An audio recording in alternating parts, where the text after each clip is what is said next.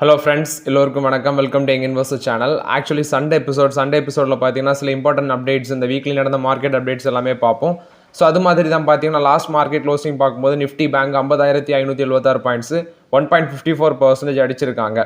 Nifty 50 24,852 பாயிண்ட்ஸில் இருக்குது. So 1.77 points வந்து அடிச்சிருக்காங்க. பிஎஸ்சி சென்செக்ஸ் 81,183 பாயிண்ட்ஸ் 1.61% அடிச்சிருக்காங்க. கோல்டு 10 கிராம் 24 கேரட் 72,870 அந்த ரேஞ்சில் இருக்குது. 400 ரூபா குறைஞ்சிருக்கு. அதே மாதிரி டாலர் எகென்ஸ்ட் நம்ம இந்தியன் ருபி வந்து 83.97 அந்த ரேஞ்சில் இருக்குது. ஸோ அடுத்தது வந்து பார்த்தீங்கன்னா நான் வந்து ஆல்ரெடி சொல்லியிருந்தேன், ஃப்ரைடே டிஸ்கஸ் பண்ணும்போது உங்கள்ட்ட என்ன சொல்லியிருந்தேன்னா, நம்மளோட மார்க்கெட் லாஸ்ட்டு வந்து அடிச்சிருக்காங்க. அதே வந்து மண்டே மார்க்கெட்டோட ரியாக்ஷன் ஃப்ரைடே வந்து அமெரிக்கன் மார்க்கெட் எப்படி ரியாக்ட் பண்ணியிருந்தோ அதை பேஸ் பண்ணி தான் இருக்க வாய்ப்புகள் இருக்குது அப்படின்னு சொல்லியிருந்தேன்.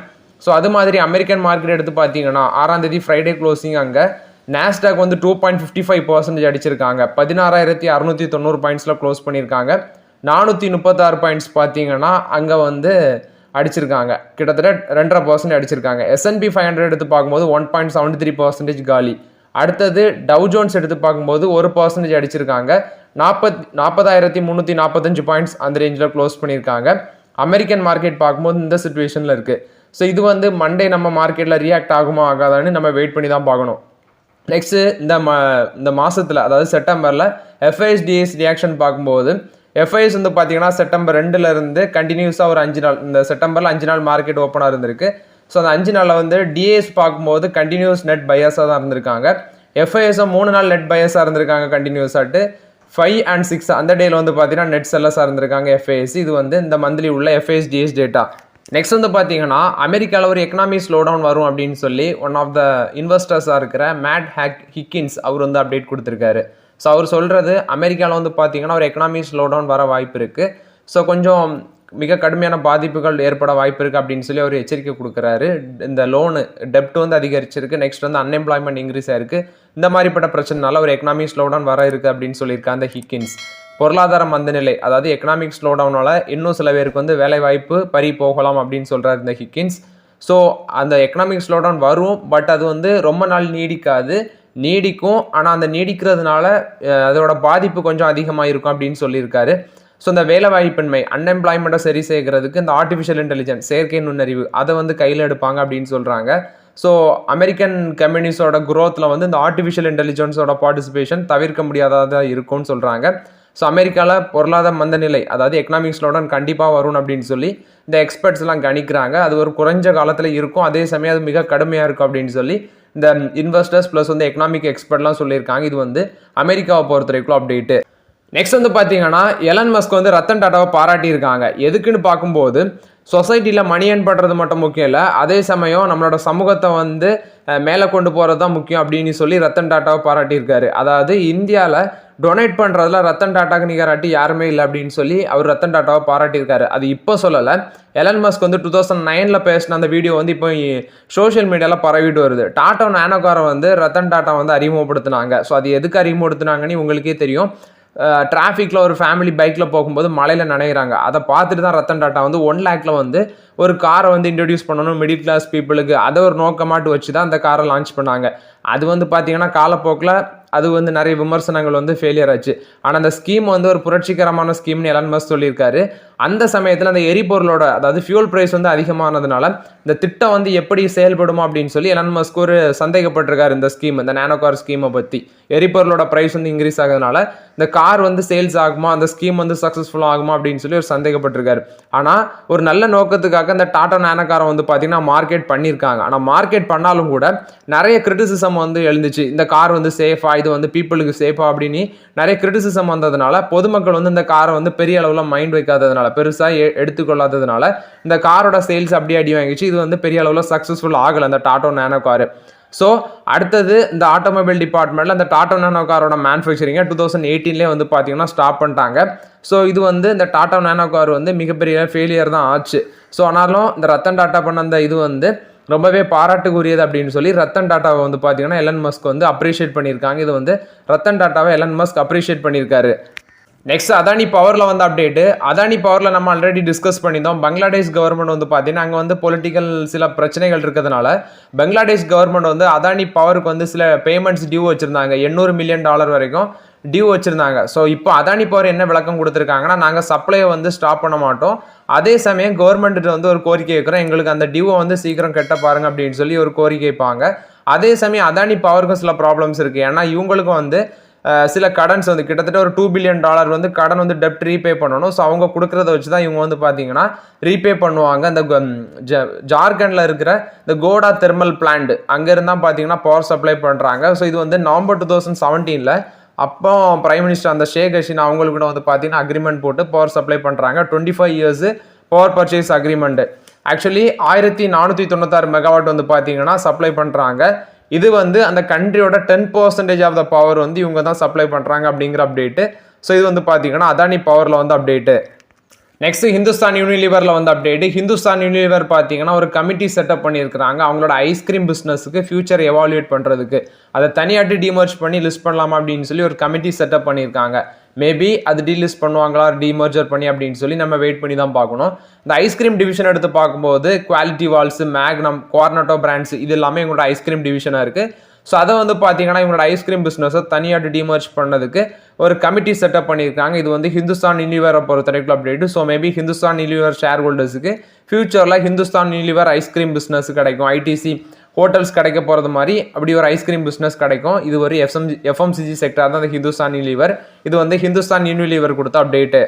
நெக்ஸ்ட் மேரிகோவில் வந்து அப்டேட்டு. மேரிகோ வந்து பார்த்தீங்கன்னா பேலன்ஸ் இருந்த 40% ஆஃப் த ஸ்டேக் இந்த அப்காஸ்ட் நேச்சுரல்ஸில் பேலன்ஸ் இருந்த 40% ஸ்டேக்கையும் அக்யூசிஷன் பண்ணியிருக்காங்க.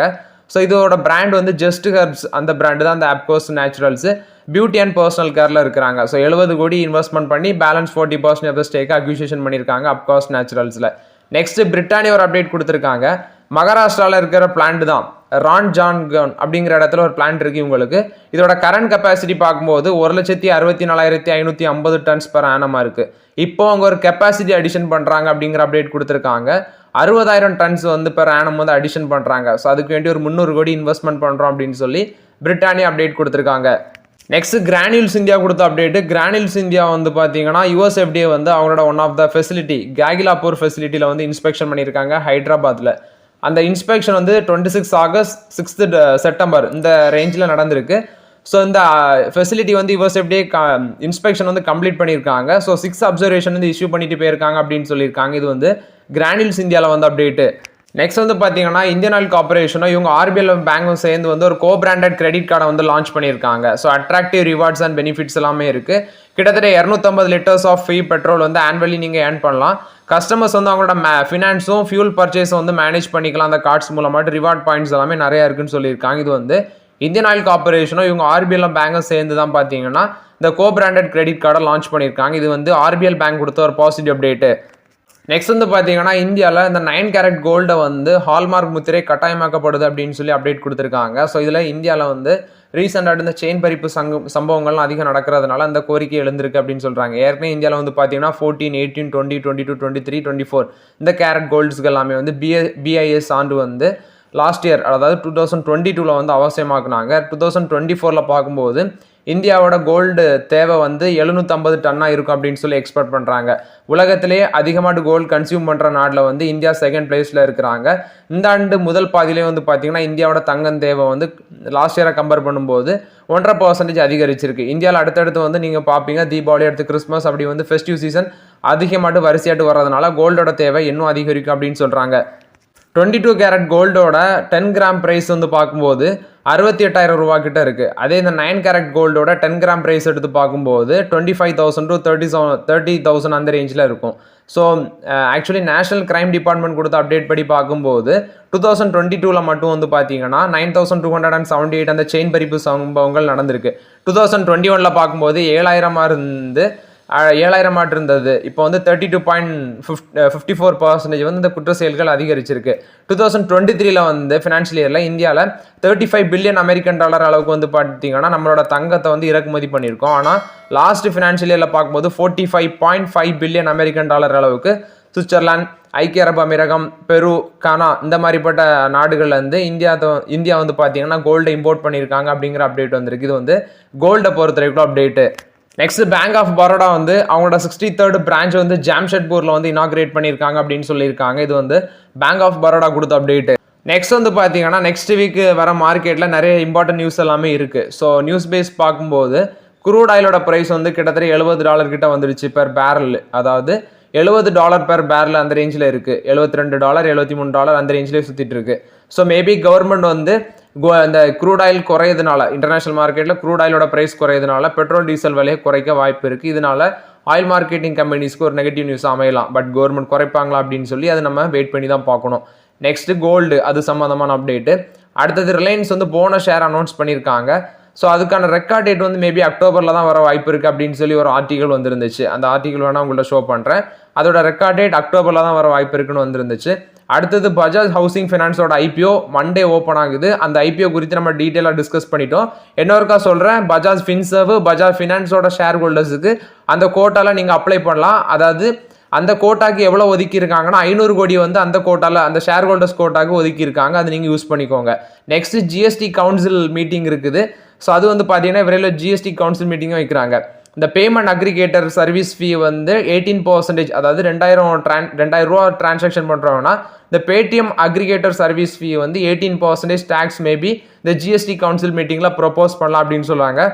அது மட்டும் இல்லாமல் இந்த ஆன்லைன் கேமிங் கம்பெனிஸு, அடுத்தது வந்து ஆன்லைன் கேமிங் கம்பெனிஸுக்கு 28% ஜிஎஸ்டி போட்டிருக்காங்க. அதுலேருந்து கொஞ்சம் விலக்கு கொடுக்கலாம். அடுத்தது வந்து insurance, health insurance premium, reinsurance premium, இதுக்கும் வந்து டேக்ஸ் போட்டிருந்தாங்க பட்ஜெட்டில். அதுக்கு வந்து பார்த்தீங்கன்னா அந்த கேபினெட்டில் இருக்க சென்ட்ரல் மினிஸ்டரான நிதின் கட்கரி அதை வந்து அப்போஸ் பண்ணியிருந்தாரு. அதை நீங்கள் கேன்சல் பண்ணுங்கன்ட்டு. ஸோ அதுவும் வந்து ஜிஎஸ்டி கவுன்சில் மீட்டிங்கில் ஒருவேளை அதுக்கும் ஒரு தளர்வு கொடுக்கலாம் அப்படிங்கிற நியூஸும் வருது. ஸோ இது எல்லாமே மார்க்கெட்டில் இம்பாக்ட் ஆகுமா அப்படின்னு சொல்லி நம்ம வெயிட் பண்ணி தான் பார்க்கணும். ஸோ இது வந்து பார்த்தீங்கன்னா ஓவரால் அப்டேட்ஸு. நெக்ஸ்ட்டு ஐபிஓ எப்படி ப்ரோ அப்ளை பண்ணணும் அப்படின்னு சொல்லி கேட்டிருக்கீங்க. அது ரொம்பவே சிம்பிள் தான். இப்போ நான் வந்து ஏஞ்சல் ஒன் யூஸ் பண்ணுறேன். அதில் ஃப்ரண்ட் பேஜில் ஐபிஓ அப்படின்னு இருக்கும். அந்த ஐபிஓ கிளிக் பண்ணிங்கன்னா என்னென்ன அந்த ஐபிஓ பேஜுக்குள்ளே போகும். அதில் என்னென்ன ஐபிஓலாம் ஓப்பனாக இருக்குது அப்படின்னு சொல்லி காட்டும். ஸோ உங்களுக்கு எந்த ஐபிஓ பிடிச்சிருக்கோ அதை கிளிக் பண்ணுங்கள். கிளிக் பண்ணிவிட்டு ஃபஸ்ட்டு மேலே லாட் செலக்ட் பண்ண சொல்லும். ப்ரைஸ் வந்து அதவே ஷோ ஆயிரும். அதுக்கு மேலே நீங்கள் வந்து ரீட்டெயிலா இல்லை ஹெச்என்ஐயா இல்லை வந்து இன்ஸ்டிடியூஷனல் இன்வெஸ்டர்ஸ் அப்படின்னு இருக்கும். 3 கேட்டகரி இருக்கும். நீங்கள் ரீட்டெயில்னால் ரீட்டெயில், அது நீங்கள் எந்த இன்வெஸ்டரோ அதை செலக்ட் பண்ணிக்கோங்க. அதை செலக்ட் பண்ணிட்டு லாட் செலக்ட் பண்ணணும். லாட் செலக்ட் பண்ணிட்டு ப்ரைஸ் அதாட்டே செலக்ட் ஆயிரும். அடுத்தது கீழே வந்து நான் வந்து யூபிஐ மூலமாட்டு வந்து பார்த்தீங்கன்னா பேமெண்ட் சென்ட் பண்ணுவேன். அப்போ அதில் வந்து யூபிஐ அது கேட்கும். ஸோ நீங்கள் கூகுள் பே இதுலேருந்து யூபிஐ காப்பி பண்ணி இங்கே வந்து பேஸ்ட் பண்ணிவிட்டு அப்ளை நவ் கொடுக்கணும். அப்ளை நவ் கொடுத்தீங்கன்னா உங்களுக்கு ஒரு ஆட்டோ பே ரிக்வஸ்ட் வந்து கூகுள் பேயில் வரும். கொஞ்சம் நேரம் கழிச்சு வரும். ஒரு 1 minute 2 minutes வரும். ஸோ அந்த ஆட்டோ பே ரிக்வஸ்ட் வந்தோடனே நீங்கள் அந்த ஆட்டோ பே ரிக்வஸ்ட் அக்செப்ட் பண்ணி அதை எக்ஸ்ப்ளோர் பண்ணி அந்த ஃபண்டை வந்து நீங்கள் கூகுள் பேலேருந்து மூவ் பண்ணிட்டாலே போதும். அது ஒரு ஆட்டோ பே ரிக்வஸ்ட்டில் இருக்கும். ட்ரெயின் வந்து தண்டவாளத்தில் மூவ் ஆகுறது மாதிரி நிற்கும். ஸோ உங்களுக்கு ஒரு வேளை அலர்ட் ஆச்சுன்னா அந்த ஃபண்டு வந்து போயிடும். அது அலர்ட் ஆகலைன்னு வந்து பார்த்தீங்கன்னா அந்த ஃபண்டு வந்து உங்களுக்கு 4 to 5 days வந்து கிரெடிட் ஆகும். அது ஒரு ஆட்டோ பே ரிக்வஸ்ட் மாதிரி தான். அந்த ஃபண்ட் நீங்கள் செலக்ட் பண்ணது கூகுள் பேயில் நீங்கள் வந்து பார்க்கலாம். அது மோராட்ட ஐபிஓ அப்ளை பண்ணுறது இதுதான். அதை நீங்கள் அப்ளை பண்ணிவிட்டு எகைன் அந்த ஐபிஓ பேஜுக்குள்ளே போனீங்கன்னா அந்த ஐபிஓ ஒரு பக்கம் அந்த ஐபிஓ இதெல்லாம் ஓப்பனாக இருக்குன்னு கேட்கும். அது ரைட் சைடு வந்து மேலே யுவர் அப்ளிகேஷன் இருக்கும். அதை கிளிக் பண்ணிங்கன்னா நீங்கள் அந்த ஐபிஓ அப்ளை பண்ணியிருக்க டீட்டெயில்ஸ் எல்லாமே அதில் ஷோ ஆகும். மோராட்டு ஐபிஓ அப்ளை பண்ணுற ப்ராசஸ் இதுதான். ஸோ ஓகே ஃப்ரெண்ட்ஸ், ஆக்சுவலி இந்த வீடியோவில் சில இம்பார்ட்டன்ட் அப்டேட்ஸ் எல்லாமே டிஸ்கஸ் பண்ணியிருக்கோம். இந்த வீடியோ உங்களுக்கு பயனுள்ளதாக இருக்கும்னு நினைக்கிறேன். பயனுள்ளதாக இருந்துச்சுன்னா லைக் பண்ணுங்கள், சப்ஸ்கிரைப் பண்ணுங்கள், கமெண்ட் பண்ணுங்கள். Okay friends, thank you.